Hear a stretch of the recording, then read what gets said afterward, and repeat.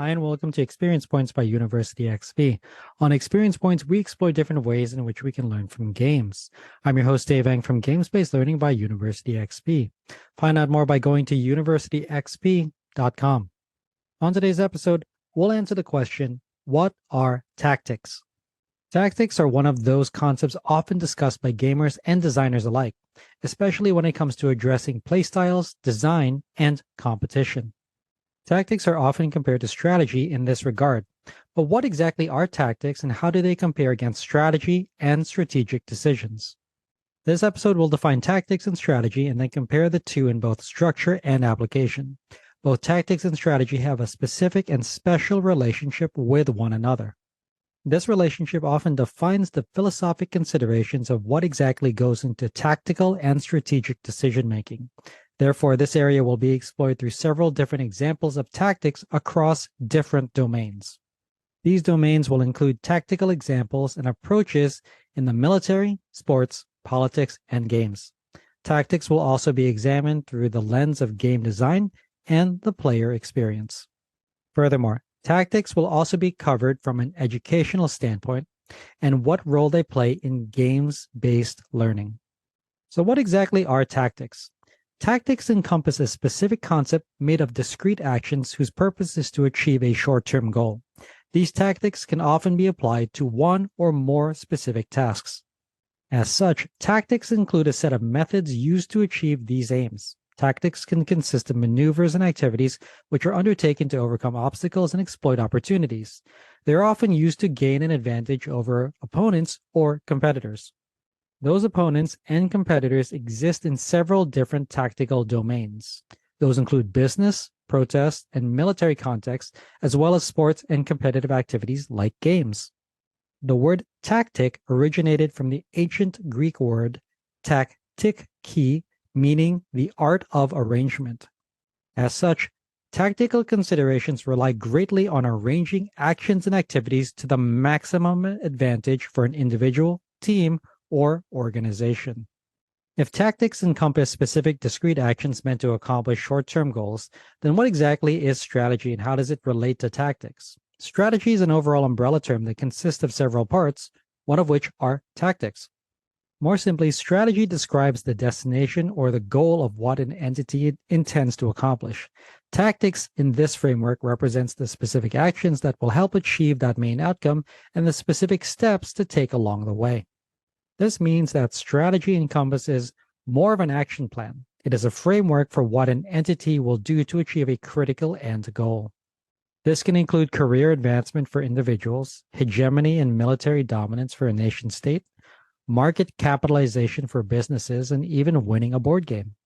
An elegant way of defining strategy, according to Richard Rumlett, is that strategy doesn't draw on existing strength. Rather, it finds, creates, and maximizes existing strength to achieve specific goals. Tactics and strategy are often discussed in the same manner. However, it is useful to think about tactics and strategy as relationship based on hierarchy. That's because strategy encompasses a more loosely adapted set of guidelines to achieve an overall objective. Comparatively, tactics and action are activities undertaken to achieve a short-term goal that simultaneously adheres to the guidelines of that strategy. This means that tactics are an essential part of any strategic plan or solution. Tactics represent the smaller and more iterative steps necessary to achieve the larger strategic goal. This means that it is prudent to consider both tactics and strategy, but it is also wise to determine what strategy will require which tactics and what tactics are germane to which strategies. That's because both tactics and strategy must synergize and work well with one another. This is critical in pursuit of an overall objective, as confusing strategy for tactics could be dangerous and costly mistake. It's easy to think about the hierarchy of strategy and tactics, but perhaps another way to conceptualize the relationship between the two is how both are personalized to individual needs and goals. One example could be with one's own professional development. A career strategy in this example could be to succeed in a specific industry. Tactics considering this strategic goal might include choosing an educational path, selecting a mentor, and developing specific skills to realize this strategic outcome. A more granular examination of this tactical path would further break down each of those tactics into specific activities needed to achieve them. An example includes selecting a university that specializes in graduates who are successful in your chosen industry, connecting with a mentor who is distinguished in the field, and networking with other professionals who have the same skills necessary to succeed in your given industry. Both strategy and tactics exist within a specific and symbiotic relationship with one another. They must complement one another to attain the most meaningful gains. This means that you can develop tactics and strategies based on one or the other. One of the most popular considerations is selecting a strategic goal first and then determining the tactics necessary to achieve that goal. Likewise, one could also determine what tactics they can and are empowered to use, and then determine what strategic goals and outcomes are available to them given those tactics.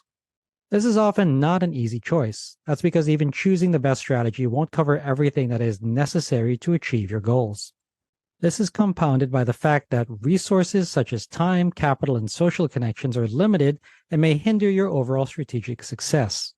That's where considering what tactics you know, have used, and are most comfortable executing also helps in forming your likelihood for achieving your strategic aims.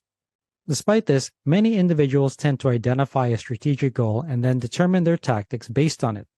Again, an apt analogy is determining your goal, for instance, the destination, and then determining what tactics you will use to achieve it, like a method of transportation, for instance. Those tactical choices represent the operational decisions that are necessary to reach that outcome. Similarly, choosing whether to walk, drive, or fly to a destination represents the same tactical choice to arrive to a specific locale. Choosing to walk to a destination might be the most economic choice, but doing so would cost you more time than you have. Therefore, to save time, you may choose to fly to a destination, which is faster, but also costs more money. This is an example of how choosing the tactics based on your resources and strategic goals affects your overall outcome. In this case, choosing poorly could result in unexpected outcomes and negative consequences. The most successful way to address both tactics and strategy are to consider them two sides of the same activity. They represent what you want and what you will do to achieve it. This is best surmised by the phrase, think strategically, but act tactically. It is also useful to think about how others have addressed the philosophical relationship between strategy and tactics. Lawrence Friedman indicated that, quote, without a strategy, facing up to any problem or striving for any objective would be considered negligent. Certainly, no military campaign, company investment, or government initiative is likely to receive backing unless there is a strategy to evaluate, unquote. This means that the roles of strategy and tactics are examined in organizational and cooperative circumstances where multiple parties must review and determine the integrity of strategic goals and the tactics necessary to achieve them. Similarly, Edward N. Luttwak wrote in The Grand Strategy of the Roman Empire that strategy, quote, is not about moving armies over geography as it is in board games. It encompasses the entire struggle of adversarial forces which need not have a spatial dimension at all, unquote.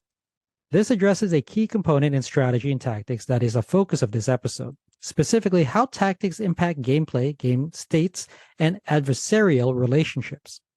Finally, Richard Rumlet wrote in Good Strategy, Bad Strategy that, quote, the most basic idea of strategy is the application of strength against weakness, or if you prefer, strength applied to the most promising opportunity, unquote. This indicates a relationship of strategy to tactics as well as tactical opportunities. Choosing a strategy doesn't mean that you will be able to foresee and predict all opportunistic events. However, well-aligned tactics allow individuals and organizations to nimbly identify these opportunities and then apply their greatest strengths towards capitalizing and exploiting them.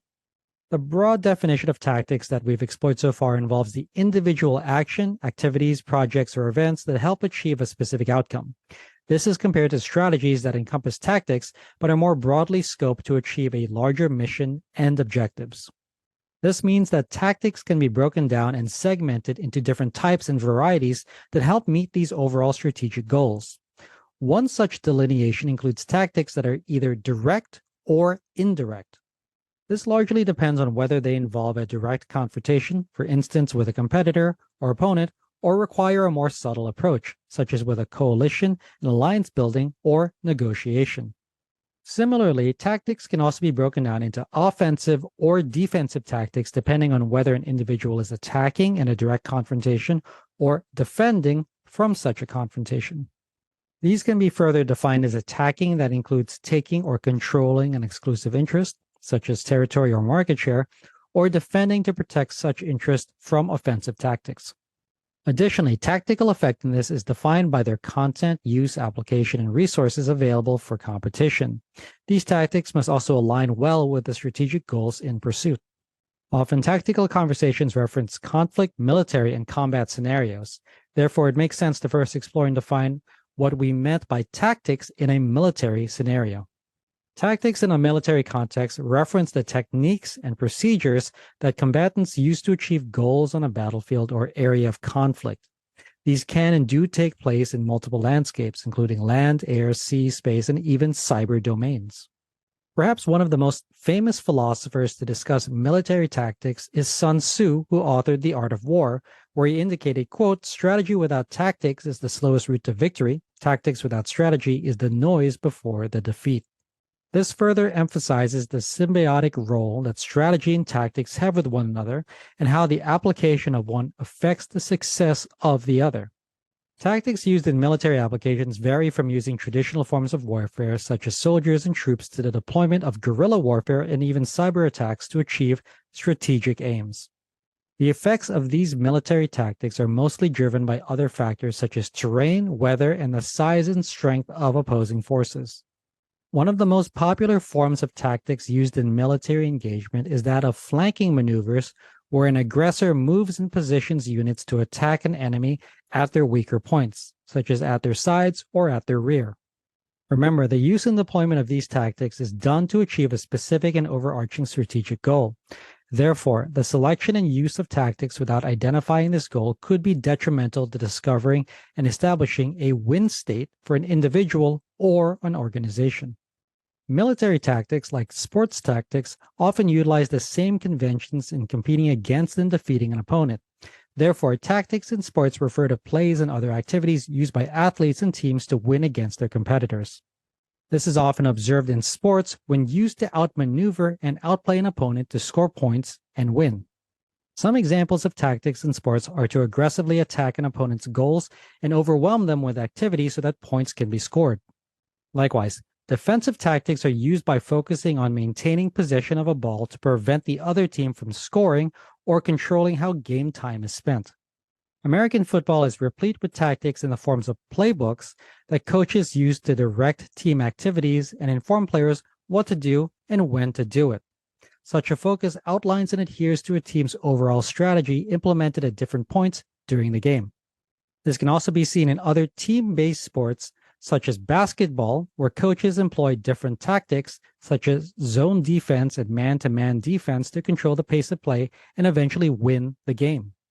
Conversely, individual-focused sports like tennis use tactics such as changing the pace of the ball or directing it to an opponent's weaker side to gain a tactical advantage that they can exploit to win games, sets, and eventually matches. Tactics can be employed in multiple venues, politics included. Political tactics are more applicable and relevant based on the current political climate, issues at stake, and ultimately the public's mood. Tactics used in politicking therefore tend to focus on influencing public opinion. Often that means focusing on gaining public and popular support to win more political power, often through elections. This means that political tactics must often refer to the public at large.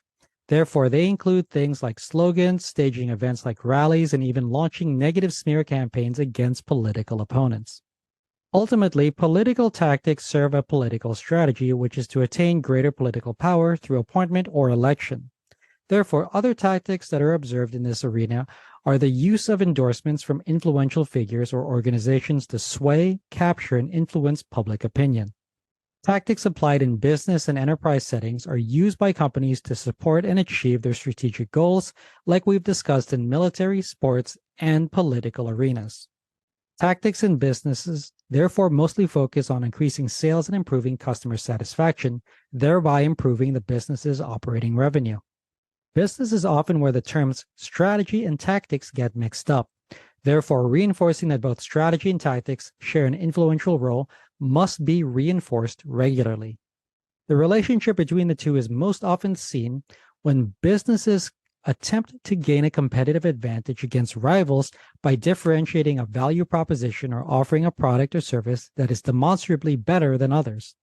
However, the use of tactics in a business arena, like others, means that they must often change dependent on market conditions and so long as they work in concert with the business's overall strategic goals.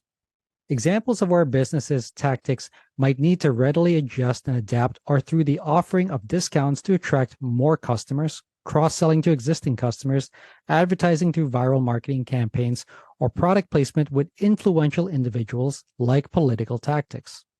Business tactics often pursue offensive directions such as aggressive and rapid expansion into new markets or to acquire the assets or talent of competitors. Defensive business tactics might focus on improving organization efficiencies through logistics, talent management, and other cost reduction measures. However, like other arenas, measurement of business tactics at face value are not a clear indication of success of an organization's strategy.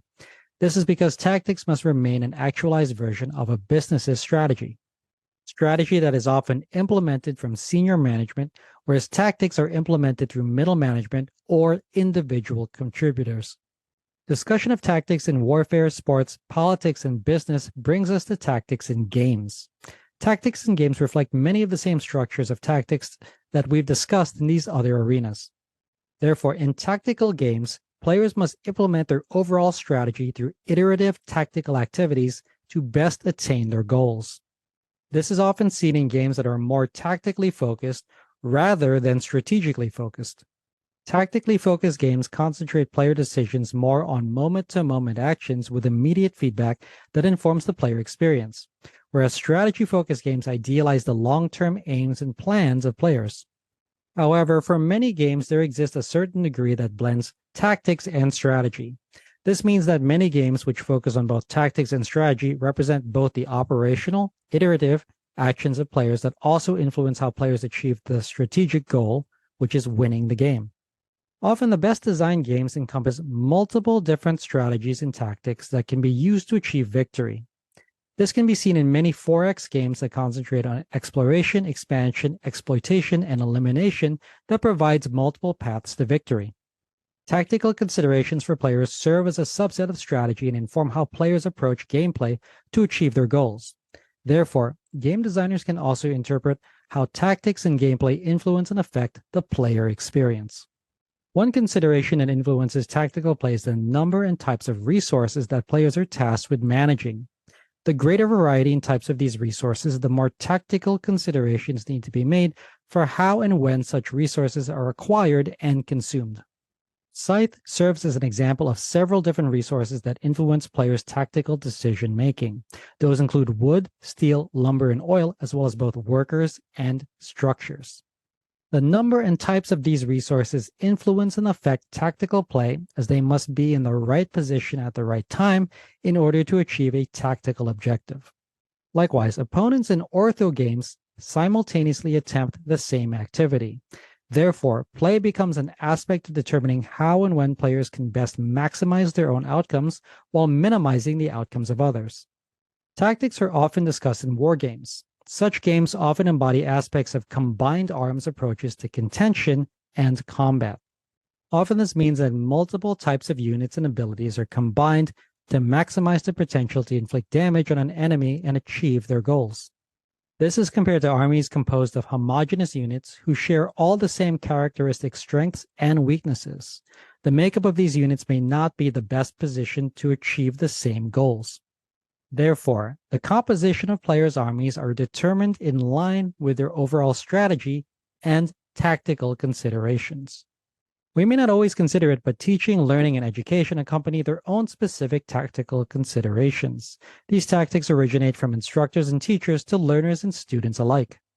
Educational tactics could be used to help students learn and retain information. This often embodies different study tactics as well as different methods of practicing and applying new information.